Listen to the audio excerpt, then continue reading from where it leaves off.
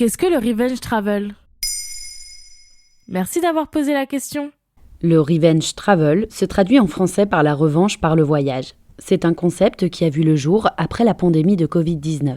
Privés de leur liberté de circulation, la plupart des touristes ont dû remettre à plus tard, maintes fois, leur projet de voyage. L'industrie du tourisme a compté parmi les plus touchées par la pandémie. Pour l'aider à garder la tête hors de l'eau, l'État a volé au secours du secteur aéronautique, ferroviaire et hôtelier à coups de prêts allant de 500 millions d'euros pour la chaîne Accor Hôtel à 7 milliards pour Air France.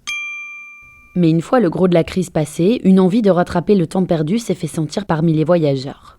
Ils ont eu faim d'évasion dès que les restrictions en matière de sécurité ont progressivement été levées. Et les chiffres donnent raison au phénomène. C'est-à-dire ? L'industrie du tourisme, à qui l'on prévoyait une dure rémission, affiche une croissance explosive.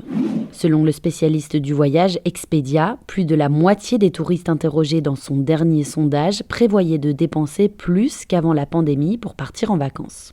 Ce qui tient au fait que les confinés ont massivement épargné durant les confinements, d'après l'article de la RTBF qui cite l'institution. Des prévisions qui se sont avérées. Selon le journal Libération, en France, le nombre de voyageurs dans les trains a explosé, explique le titre dans un papier du 5 août 2022. Pareil pour les réservations en avion et les nuits d'hôtel. L'industrie hôtelière a affiché des taux de croissance de 6,7% à elle seule, selon l'INSEE, 3,8% pour le transport. Un rebond qui serait attribué au retour des touristes étrangers en France. Le revenge travel ne concerne donc pas seulement les touristes français qui voyagent sur leur territoire. Et puis, selon le patron de la SNCF, Jean-Pierre Farandou, le revenge travel concerne même les voyages professionnels. Les cadres commenceraient à se lasser des visioconférences sur Zoom. Les réservations de la clientèle business, habituée de la première classe, ont repris du galon. Mais comment ça s'explique ? Selon le sociologue Jean Viard, interrogé par nos confrères de Libération, il s'agit là d'une énorme réaction à l'enfermement.